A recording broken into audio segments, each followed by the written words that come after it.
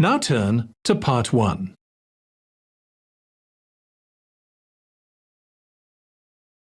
Part 1.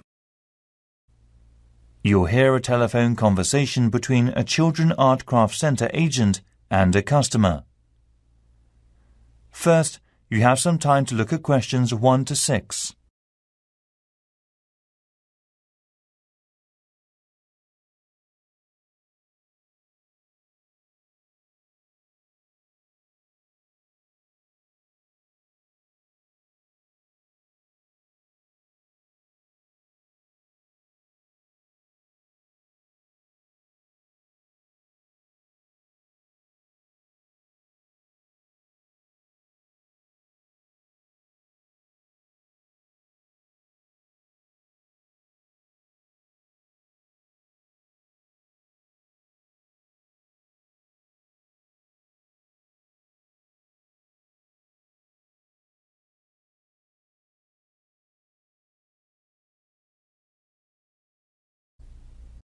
Listen carefully and answer the questions 1 to 6. Good afternoon, Holborn Children Art and Craft Centre. May I help you? Oh yes, hello there. I'm interested in the children's handcraft class. Can I have a little more information, please? Do you mean the art and building workshops? Yes, a friend of mine mentioned them. Your company workshop is offering a creative mind through painting and building. Is that right? Yes, of course. First of all, we run the class every Friday between 1 p.m. and 2:30 p.m. after our lunch break. Good. And what ages are the classes available to? Well, children aged 5 to 7 are fine, but all children should be accompanied by a parent. Fine, of course. So how much is the class? Let's see. It's £15 per child with £3 off for over 2 children from the same family. Oh yes, that's very reasonable. And where exactly in the main hall are they held? They're in the centre of the hall. Could you give me the full address? Yes, it's Amherst House. Right. And that's on Glasgow Street. Could you spell that for me, please? Sure. Glasgow Street. Thank you, lovely. We have a security entrance, so you should press the red button for going outside. Don't press the black button, please. It's for staff only. OK. And one more question. Is there any parking available nearby? The back of the garden is probably the best place to park. The parking charge is £2 per hour. OK. Would it be possible to book it now? Yes, certainly. You can do that at the information centre. Great. Before you hear the rest of the conversation, you have some time to look at the questions 7 to 10.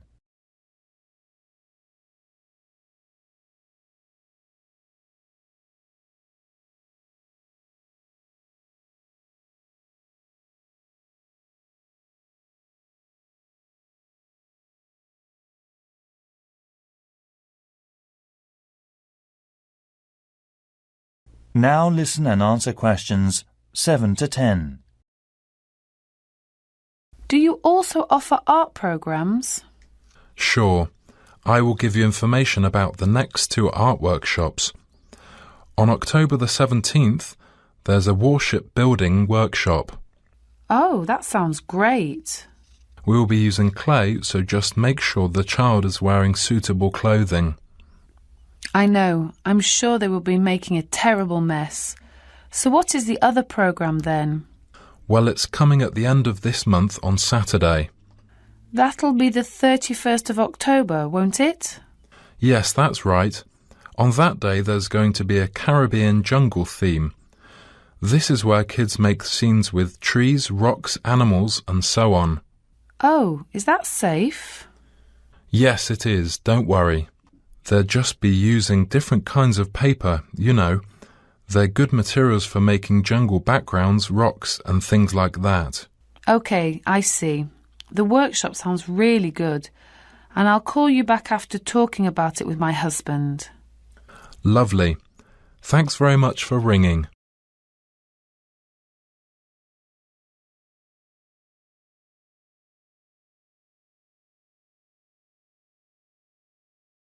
That is the end of Part 1. You now have 1 minute to check your answers to Part 1.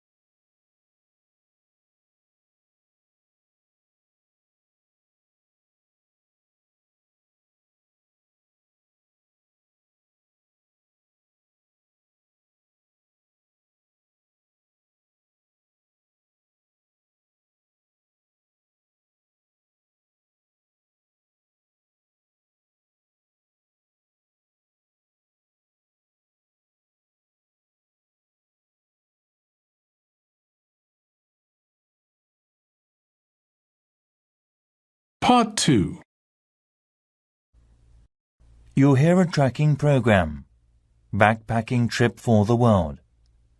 First, you have some time to look at questions 11 to 18.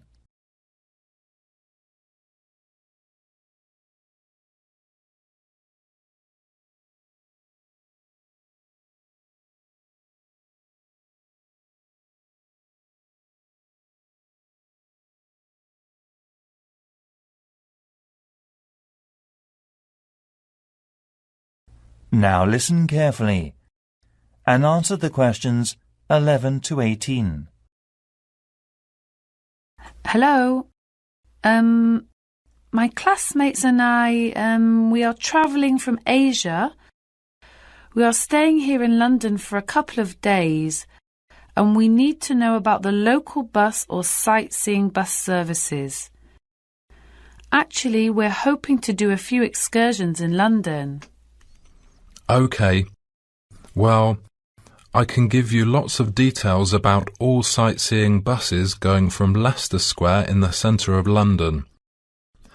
This leaflet will be very helpful for you, but I can tell you some of the main things. We're here on Tottenham Court Road. You can save some money and do a bit of exercise by walking down Charing Cross Road for about 15 minutes. There are movie theatres and many souvenir shops around there. Are there any local buses that go there? Actually, we're exhausted and have lots of unpacking to do. Sure, you can take the 381 or 108 bus from across the road. It takes about 5 minutes. Or you could take the tube and head south on the Northern Line, but remember the tube is more expensive than the bus. It's up to you. Thanks. By the way, is the British Museum around here? A friend of my friend recommended it to me. It is a great building in the UK, isn't it? Yes, it's so big.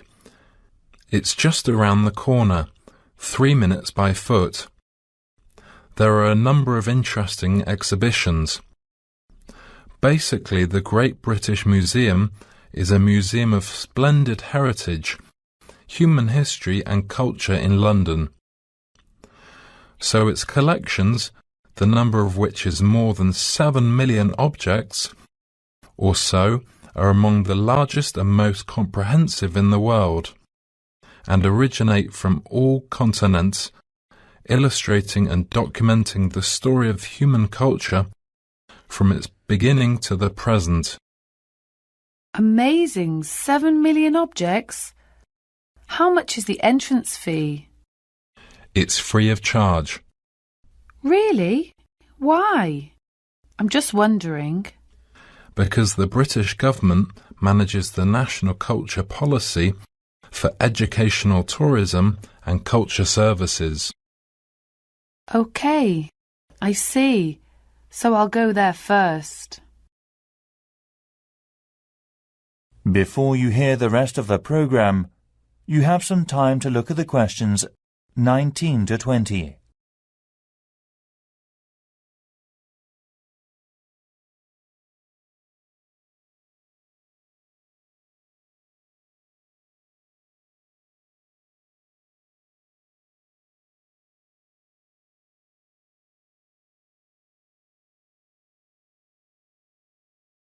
Now listen and answer questions 19 to 20. Anything else? Every year, our university runs an international backpacking contest as part of a scholarship, so we are travelling across Europe. Our team won the contest last year, so our project plan is to understand and learn something about European countries' culture. After travelling, we should hand in a report to the authority of the university. Great. I will give you my company email address. If you need help, contact me any time. You got a pen? Thank you so much indeed. jonathan.rose@londontravelguide.co.uk. Say again, please. How do you spell your name? OK. JONATHAN.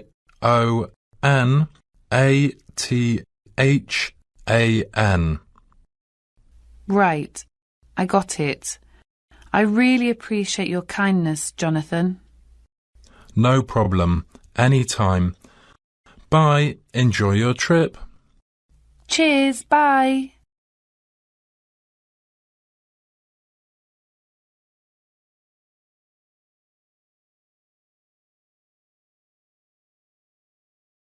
That is the end of part 2. You now have 30 seconds to check your answers to part 2.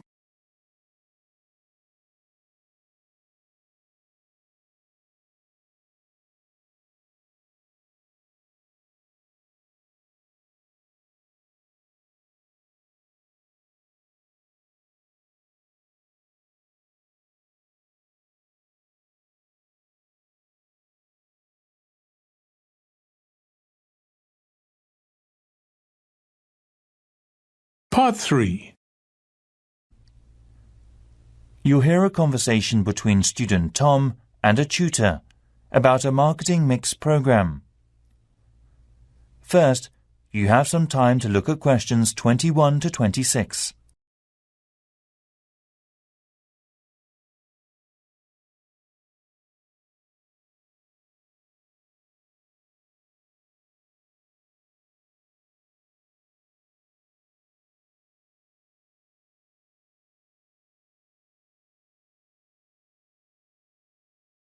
Now listen carefully and answer the questions 21 to 26. Hi, Tom. How have you been getting on with your coursework on the marketing mix? So far, so good. And I've been trying the varied approaching of the targeting last group for studying. Can you tell me how the coursework is going? Well, we agreed on 4 main targets for the marketing mix, such as product, price, place and promotion, to find out about how to do suitable data analysis in various markets. OK, go on, Tom. At first, we separated both tangible services and intangible services.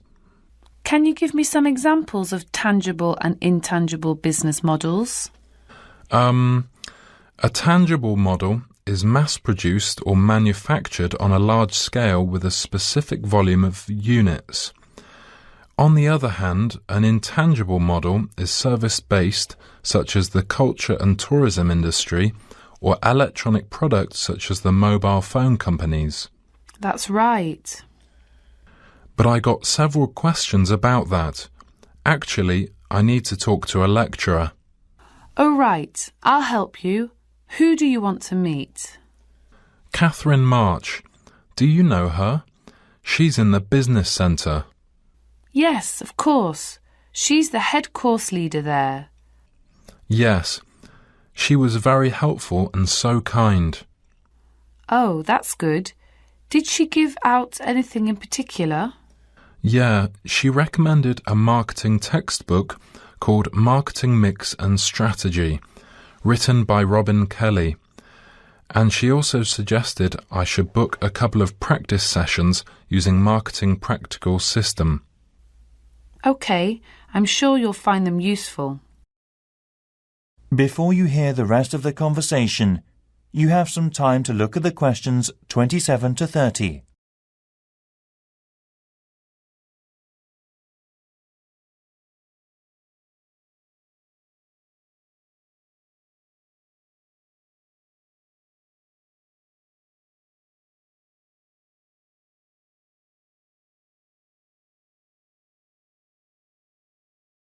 Now listen and answer questions 27 to 30. And of course, do you know what is related to marketing mix? Sure, it's the 4 C's. I was just wondering about that actually. It's for a customer-focused marketing mix known as the 4 C's: commodity, cost, channel and communication. So, what is the actual meaning of them? Right. Commodity is the product for consumers, and cost is normally spending money or expenses, like selling cost, product cost, and purchasing cost. And channel means a flow or doing process.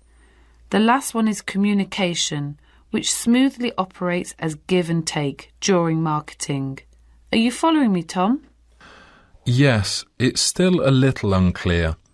Actually, I need to do some further reading on the concept of marketing. Oh yes, well I got hold of a copy of the McCarthy and I thought it was great, but the campus bookshop said it was out of stock. The library has an old version, but is not as useful, and I'm afraid I've lent my copy to another student. I'll give it to you next week when I get it back. OK, Tom? Thank you. No problem. Anyway, your writing style is very clear, and you've included lots of interesting, personalised explanations of your target area. And you've just got a couple of solutions for some additional cases on targeting.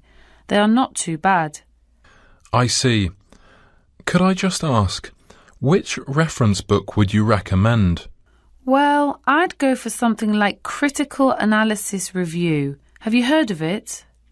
Well, it's the first time I've heard that title. It's about markets within different zones and contains statistics on their specific areas of work.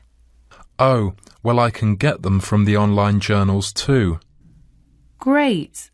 Clearly, I think you should aim to cite more research data published later than 2005. OK, that's not so difficult. When do you want that done by? Oh, relax, Tom. Take your time. You should complete it by the end of this term, and I think you should note down its main draft proposal. Yeah, well, I'll certainly try. When would the deadline be for that?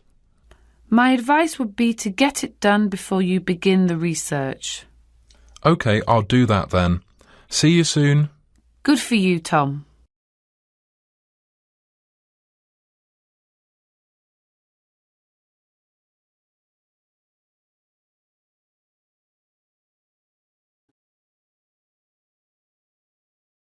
That is the end of part 3.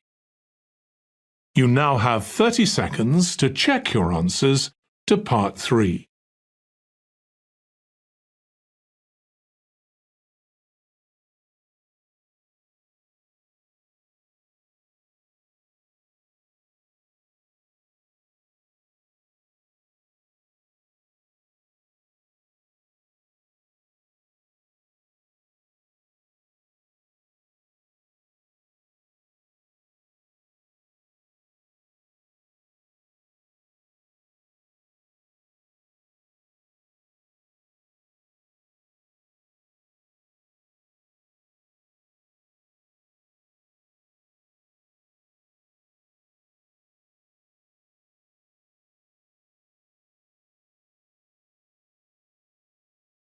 Part 4. You'll hear part of a lecture given by an anthropology professor. First, you have some time to look at questions 31 to 40.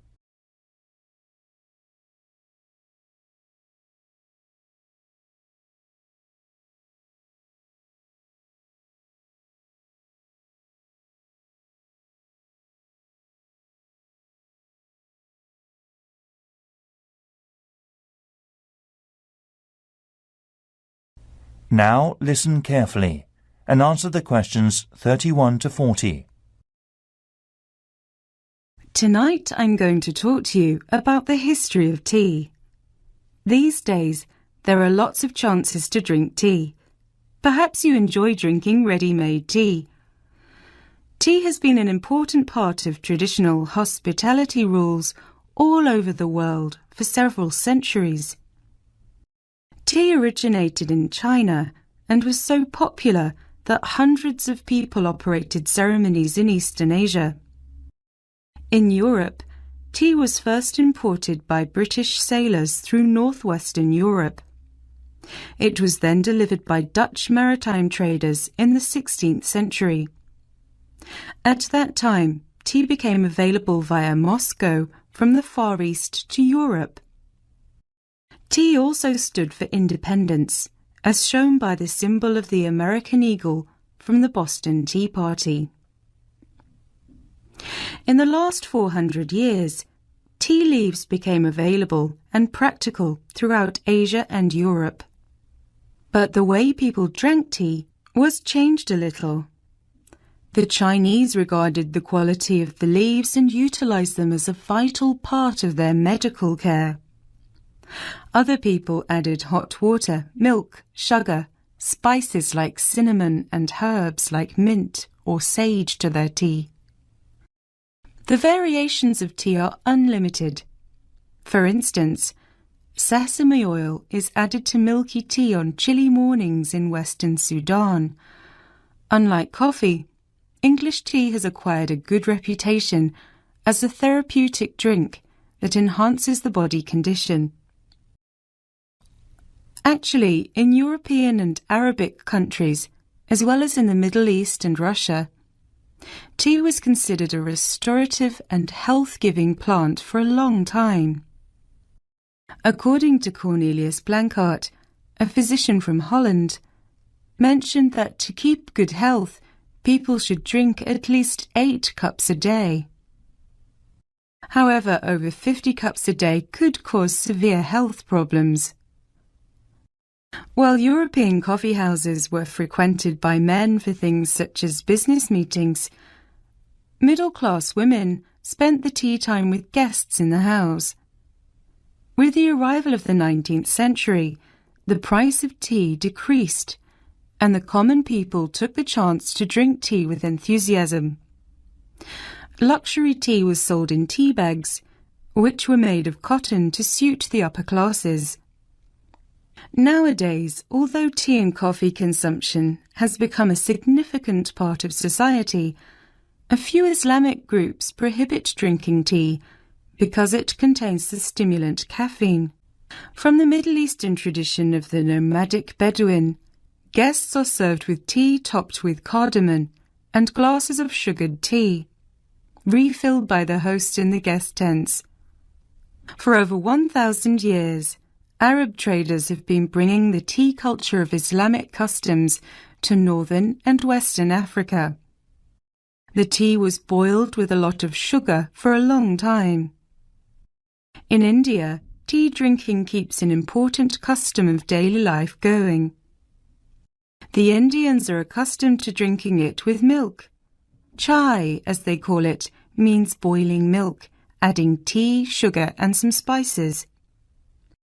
This process of making tea has spread throughout the world. Surprisingly, the custom of making tea mixed with milk or water in cafes has been carried over to the preparation of instant beverages. Today, at conferences and seminars in Britain, tea remains the most commonly served beverage. Okay, that's the end. Are there any questions so far? That is the end of Part 4. You now have 1 minute to check your answers to Part 4. That is the end of the listening test. In the IELTS test, you would now have 10 minutes to transfer your answers to the answer sheet.